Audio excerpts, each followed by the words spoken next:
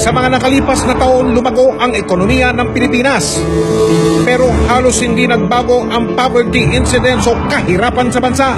Pinakamahirap na sektor ang agrikultura, kung saan kabilang ang mga mangingisda at mga magsasaka. Sa kasalukuyan, milyong-milyong Pilipino pa rin ang walang trabaho. Paano ito tutugunan ng susunod na Pangulo? Para sa round 2, nagbunutan na po ang mga kinatawan ng ating mga kandidato ng kanilang pagkakasunod-sunod. At ang una pong maghaharap ay sina Vice President Binay at si Senadora Poe. Sa round na ito, bubunutin din po natin ang mga tanong para sa ating mga kandidato. At simulan na po natin, mga kapuso. Ang unang tanong po ay para kay Vice President Binay. At ito po, bubunutin natin ang tanong. Wala dito po sa Sisidlan, yung bilog na tambyolong gawa sa kristal. Mr. Vice President, meron po kayong 60 seconds para 90 seconds. Sorry po, 90 seconds. Maraming magsasaka ang baon po sa utang pagkatapos ng anihan dahil sa kababayad sa hiniram nila na pambili ng abono, pag-upa sa lupa, pag-upa sa sasakyan para maibaba yung kalakal nila. Patuloy naman ang pag-angkat natin ng mga masurang bigas at mas murang gulay na lalong nagpapahirap sa mga magsasaka. May plano ba kayo para matulungan ang ating mga magsasaka nang hindi nadidihado naman ang mga mamimili? 90 seconds, Mr. Vice President. Imo-modernize po natin ang agrikultura. Bali ba naman ang agrikultura ay napakaliit ng contribution sa GDP natin. Yun hong ating mga magsasaka. Kunin na ho natin yung carp. Yung carp po, maganda ang intention doon. Pero among others, that is to make the lands productive. O kasama ho dyan yung mga magsasaka na sinasabi nyo naghihirap. Dahil sa yung parte ng carp na yun, tutulungan sa subsidizing, asistahan ng ating pamahalaan. Fertilizer, iba pang mga post-harvest requirements. Pangalawa, yung irrigation fee po, dapat tanggalin na ho natin yun. Pangatlo, yun kung post-harvest problem. Alam niyo ba mga kababayan na mas malaki ho ang nawawala sa post-harvest kesa doon sa kinikita? Pangatlo, dapat ho tayo mang-akit pa ho tayo ng magkakapital para ho meron ho tayong makakatulong doon sa infrastructure requirements. Yan po ginawa namin sa Makati. Ang ginawa po namin sa Makati, maiahon ho ang kahirapan, suportado ho ng pamahalaan. Salamat po, Mr. Vice President. Senadora Grace po, ano po ang reaksyon niyo sa sinabi ng Vice Presidente? Senadora, you have 60 seconds, Senadora. Importante po para sa ating magsasaka, intindihin natin kung magkano kinikita nila. 17,000 pesos yung magtatanim ng palay for every 1 hectare. So kung tatlong binigay sa kanila sa agrarian reform, kikitain nila siguro mga 152 pesos a day. Talagang napakaliit. Dapat libre ng irigasyon, dapat may crop insurance, pero hindi lamang yun. Dapat magkaroon ng agro-industrial zones kung saan magkasamang DTI at ang DA para naman ma-market ang products ng mga magsasaka. Mag-soil testing tayo. Anong mga added value na pwede para dito sa lupa nila? Anong mas kikita sila? Palay ba o kape o kung ano paman. Tandaan natin, sa niyog, ang average age ng ating mga puno ay mga 60 years old na. Kaya konti na lang ang binubunga nito. Kailangan replanting, gamitin na natin ang pondo ng coconut levy para dito sa mga magsasaka ng niyog. Importante rin, isipin natin, pwedeng cocoa coir, pwedeng virgin coconut oil, pwedeng cocoa water, pwedeng kung ano-anong mga programa na pwedeng gamitin para dito. Added value para sa magsasaka. Oh, okay. Mr. Vice President, may 30 seconds po kayo. Tumugon, Senadora, kung meron na. Wala na ho. At pareho naman ho kami ni Senadora doon ho sa assistance and subsidy coming from government. Ang idadagdag ko lang po, kung ako makakapagdagdag, yun hong high-yielding crops, dapat ho mag-shift na rin ho tayo doon. Kasi ang crops natin, basically, is corn, rice, and coconut. Ay yung marami ho tayong lupa na angkop na angkop sa high-yielding crops. Salamat po, Mr. Vice President. Up next ay ang paghaharap ni Senadora Grace Poe at Senadora Miriam Defensor Santiago. Senator Poe, narito po ang inyong tanong. Meron po kayong 90 seconds. Sandali lang po. Ito po ang inyong tanong. Ano po ang gagawin ng inyong administrasyon para matiyak na may pagkain ang 2.5 o 2.6 na milyong pamilyang Pilipino na nagsabi sa SWS na sila ay nagugutom araw-araw? Ang una talaga para sa akin ay dapat magkaroon ng libreng pananghalian sa ating mga public schools dahil yan ay diretso sa tiyan ng mga bata. Hindi po matututo ang ating mga bata at hindi po tatalino kung sila po ay nagugutom.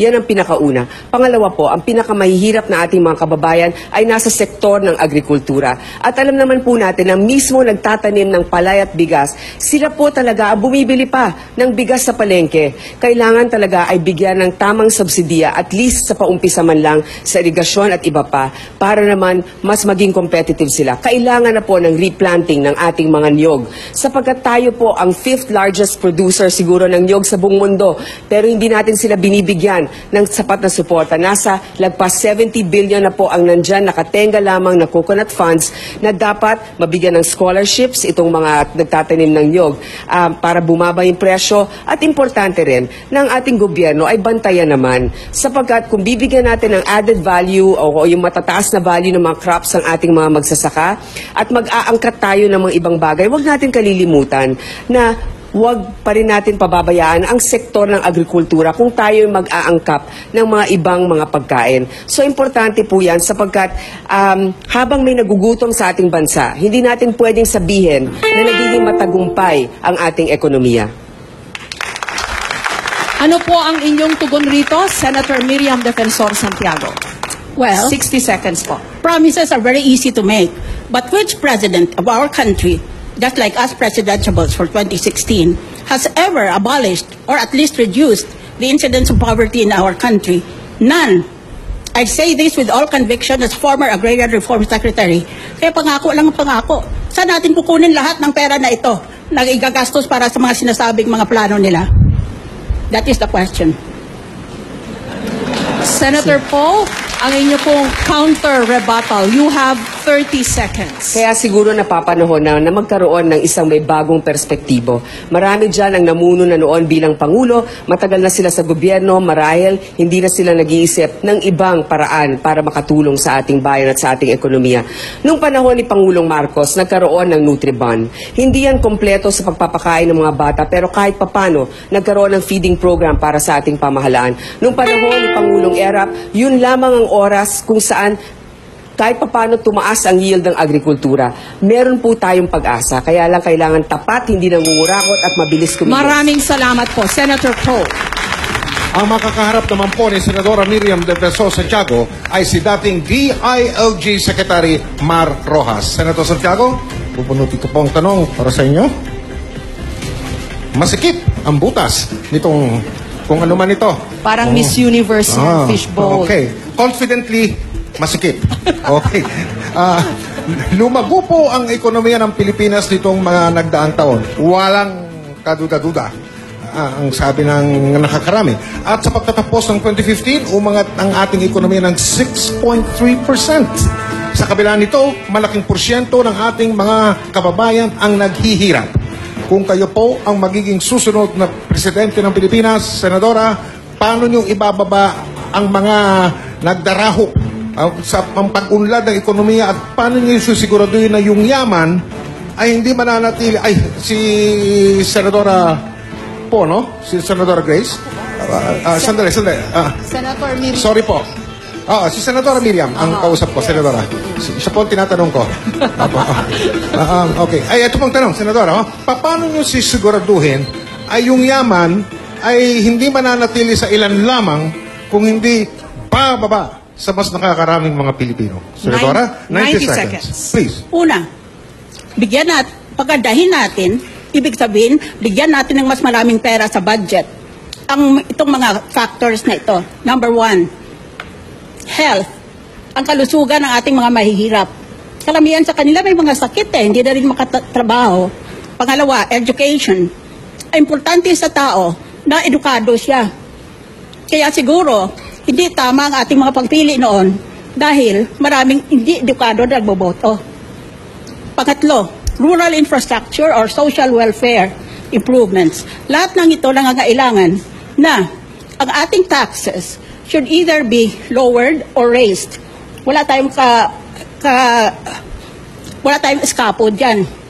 So, we either have to consent to raise taxes or we should lower taxes. Hindi naman papayag ang gobyerno na kulang sa pera ang ating budget. Kaya the remedy will be to decrease some taxes. For example, the estate tax should be erased. Paggulo lang yan eh. Naging judge ako, marami akong estate taxes cases na 10 taon na hindi pa ma-resolbar. Pangalawa, real estate tax should be abolished. No, should be piggybacked with a real property tax at the national level. Kaya 2 beses magbabayad. Kaya mahirap labanan ito. Ang kailangan dyan is the will to win. Salamat po, Senadora. Okay, si Secretary Rojas, may reaksyon kayo. Sige po, Secretary. 60 seconds. Ang masasabi ko lang, no, na tama, lumago ang ating ekonomiya. In fact, fastest growing itong nakaraang 6 na taon o 5 taon kumpara sa nakaraan. Itong paglago ay nakahatid na rin ng kaginhawahan sa ating mga kababayan. Mahigit 2 milyon na mga tao ay naitawid mula sa poverty line to above the poverty line. Magreklamo man or mag-question man sa datos, pero yan ang datos ng ating NEDA at ng ating mga statistical office. 2 million families ngayon ay hindi nakabahagi ng tinatawag na mahihirap. Dagdag pa doon ay yung ating mga safety nets. May safety net tayo sa PhilHealth ng nakaraang taon. Kung magkasakit ka, kasama ng 6.5 milyong mga pasyente na tulungan ka ng PhilHealth sa halagang 75 bilyones pesos.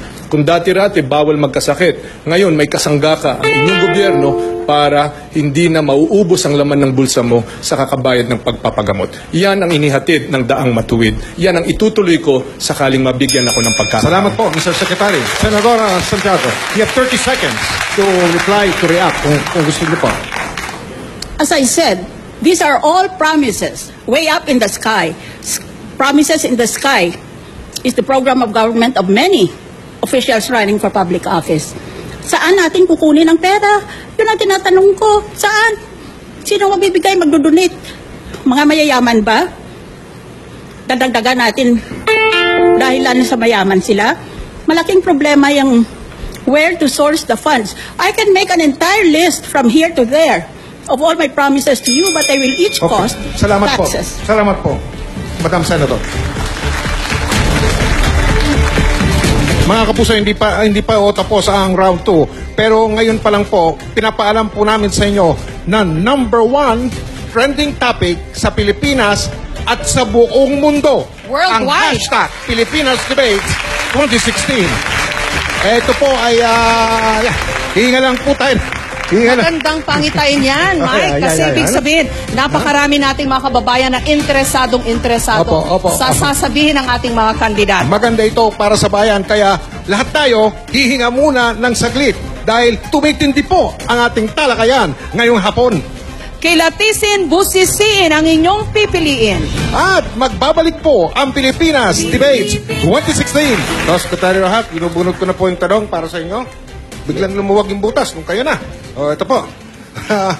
Paunti na ng paunti ang nahuhuli ng mga mangingisda natin. Maswerte na po kung kumita ang mga mangingisda ng 200 piso kada araw. Ano ang magiging programa ng inyong administrasyon para maiangat ang kabuhayan ng mga mangingisda at mapangalagaan ang ating karagatan? Meron po kayong 90 seconds para sumagot. Para sa ating mangingisda, ang pinakamahalaga ay ang murang pautang. Nauubos ang kanilang kapital, ang kanilang kinikita sa kakabayad ng interes at amortisasyon sa kanilang inuutang. Hindi pa nga sila nagpapalaot, iniutang na nila ang kanilang huhulihin. Kaya murang pautang isa sa pinakasusi para sa kanilang kaginawahan. Pangalawa, makabagong teknolohiya. Importante ito. Doon lang sa dagupan, sa ating bottom-up budgeting, may napakagandang project na gagawin natin ito, sakaling ako'y maging Pangulo sa buong Pilipinas, na bigyan natin ng fish finder. Ito yung mga radar. Para sa ating mga mangingisda, nakikita nila kaagad kung saan yung mga isda, hindi na-aksaya ang kanilang panahon at pera sa kakabili ng gasolina, direkta sila kung saan yung mga isda, nahuhuli nila ito, balik, sariwa pa, na ibebenta nila sa magandang presyo.